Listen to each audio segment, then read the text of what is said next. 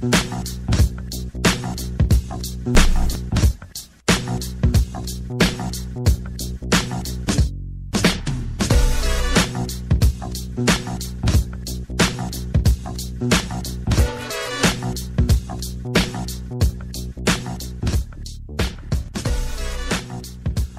into Real Deal Sports Talk with me, KP.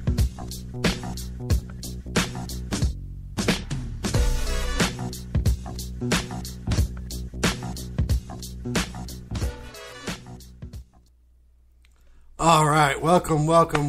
Glad everybody could join me tonight. Hope everybody's week's going good. Hope everybody's Wednesday was great. I had the privilege today of working with a good friend of mine.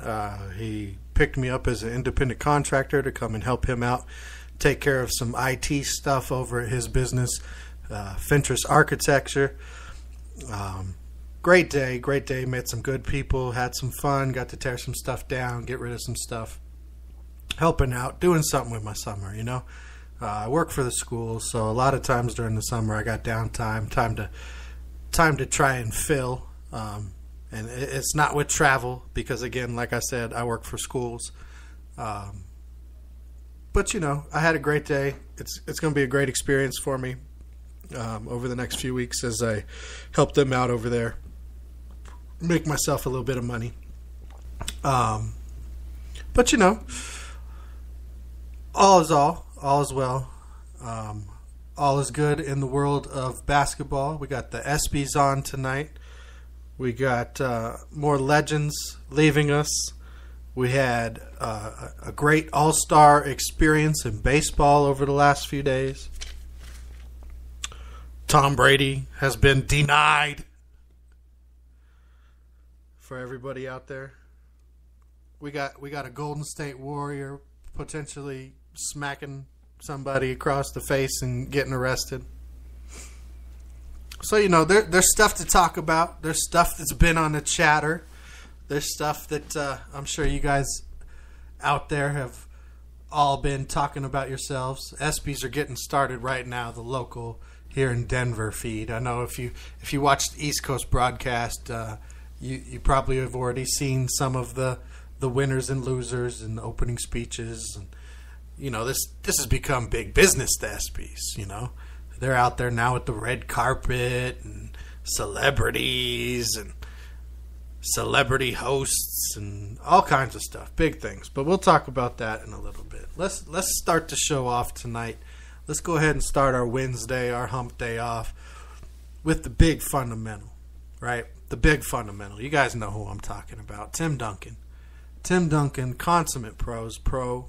One of the greatest, if not the greatest, power forward the game has ever seen. Mr. Duncan, Tim Duncan, played 19 seasons for the San Antonio Spurs. Imagine that. Some of us can remember 19 years ago. Some of us might not be 19 yet. I remember when he got drafted out of Wake Forest. I remember him coming into the league. I remember thinking, okay, this is a defensive player who's got a great bank shot. And he is. He's a two-way player by all means. Scores points, plays defense, is best. I mean, name somebody over the last 19 years who's played as good a defense. You've had other people win Defensive Player of the Year. You might have had them win it in back-to-back years. But as far as consistent, all-around, nonstop defensive player, there really hasn't been one, especially since he played 19 years. You might have a 5-year period where, okay, somebody was a better defender. Sean Elliott when he was on the squad. Bowen when he was on the team. You know, they had some defenders there. But Tim Duncan changed everything for the Spurs. When he came in and teamed up with David Robinson and Popovich got on board, things started changing down in San Antonio.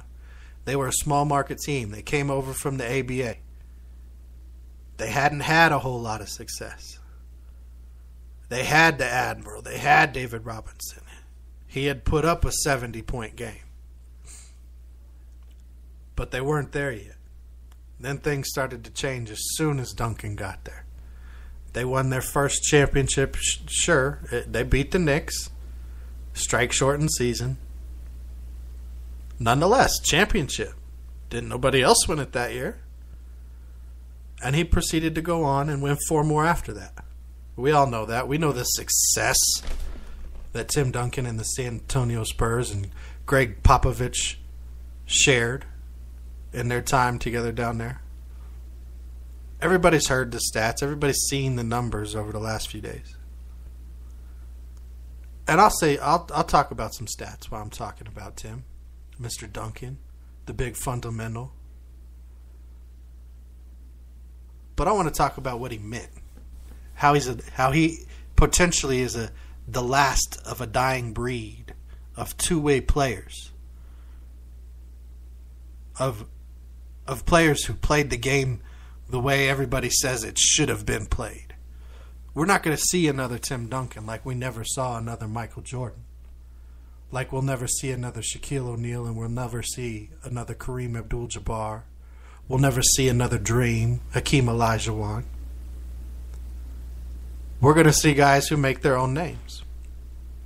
But we will never, in my opinion, the way sports are going, the way things are changing, get to experience another player with the all-out humanity, team, leader, quiet, stuck to himself type guy who played basketball the right way. If I were to tell you he's in the top 5 of career earnings all time in the NBA, would you believe it? Probably not. Because we don't hear a lot about Tim Duncan's contracts. We don't hear a lot about Tim Duncan. He doesn't go put everything out in the media. He's not trying to be a spokesperson. He's a basketball player. He likes basketball. He likes his teammates. He loves his fans. In fact, if you read the letter that he put out on the Spurs website today, that's what he says he's going to miss the most. The fans, the relationships that he's built. Seeing the people. He talked about, the game just wasn't fun anymore. It wasn't as fun to get ready and to do it anymore. He knew his time was up. Just like another great that we lost here in Detroit recently, Calvin Johnson, who stepped away from the game. They knew, for them, it was their decision. And I admire that. I admire being able to be in a position where you can go, you know what, I don't have to do this anymore. It's not fun. It's not what I want to do. And then being able to go ahead and do it. Especially when you had a great career. Whether you were on a team like Calvin was, where we've struggled in Detroit, or on a team like Tim Duncan has been on with the San Antonio Spurs that has been in the playoffs 19 straight years that Tim Duncan has been on the team. Only good things will come in San Antonio. The team will be much different without Tim Duncan. It's going to be much different. The big 3 aren't going to be there. They're changing, in fact. 2 of the big 3 will still be there, but 2 of the big 3 will be more role players in the coming years. Ginobili might have a year or 2 left. I believe the deal that he re-signed on was for 1 year veterans minimum, something like that. Tony Parker, he's got a few seasons left, sure. But the future of that team is Aldridge and Kawhi Leonard. And now you got Paul Gasol for maybe 3 or 4 more years to help out on that team with some leadership. And a guy who can put up 15-7, 15-9 maybe for you. Maybe 17-7, something like that. So good things are going to continue to happen because of the culture, because of the team, because of Tim Duncan for the San Antonio Spurs. Just because he's stepping off the court, by no means does that mean his influence on that organization has gone away. Greg Popovich deserves a lot of credit. Yes, he is, in my opinion, the best coach in basketball right now. But what Tim Duncan brought to that team, everybody knew, hey, we got Tim. We're good. We go the way he goes. What would Tim Duncan do?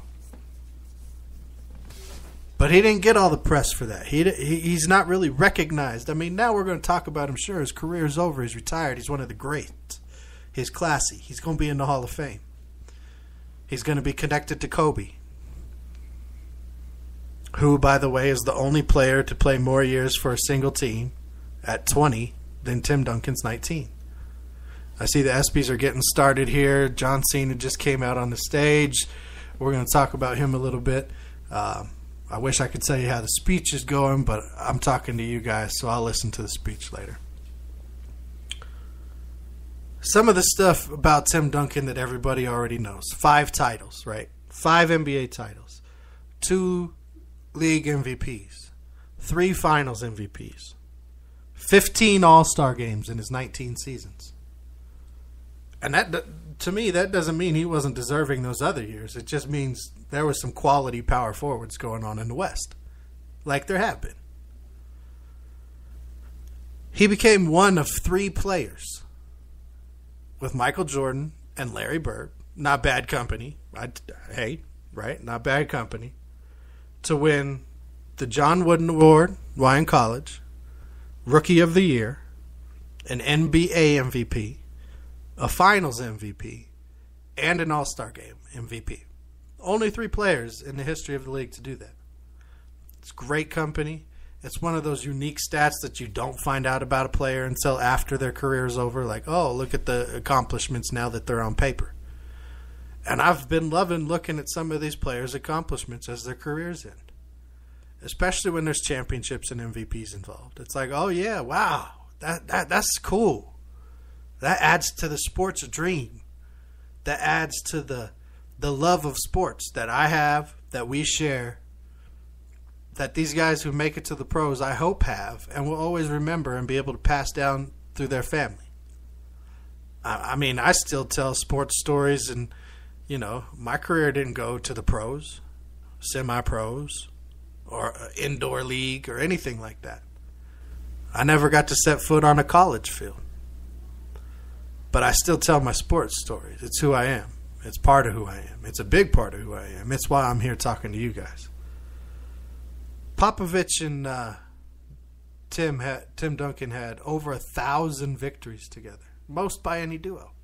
The big 3 have the most playoff wins by any 3 players together. And Shaq this week had one of the best comments, I think, and I agree with it. Said Tim Duncan is the best power forward ever. I agree. Now, he's not flashy. You're not going to think of his name instantly. You might think Karl Malone because of all the scoring and the mailman and John Stockton and what they did in Utah. You might think of Charles Barkley. For me, my generation, you might think of Kevin Garnett or Chris Webber. Older generations, you might think of a swing guy who played some center and power forward like a Kevin McHale or, different guys throughout the years. Sorry, I don't go back that much with my NBA knowledge. Late 80s till now. Darnell Dawkins, Charles Oakley's. Good power forwards in their own right. But I have to say, again, Tim Duncan, because of his two-way ability, because of the quiet way that he assassinated people, took over series, took over winning seasons. Did the Spurs have less than 50 wins in a season outside of the strike-shortened year while Tim Duncan was there? I don't know. Somebody please tell me, because I don't think they did. I mean, the stuff that he accomplished, not just on the court, not because he became one of 2 players with Kareem Abdul-Jabbar to have over 26,000 points, over 15,000 rebounds, and over 3,000 blocks. The numbers are all there. You can't fight the numbers. You can't. Apparently, John Cena can't fight missing his boss either, because for whatever reason, they got Vince McMahon up on the big screen, mainstream in the WWE.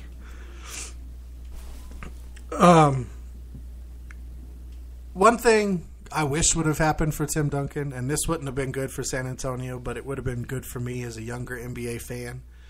I wish he would have ended up in Orlando with Grant Hill after Shaq left.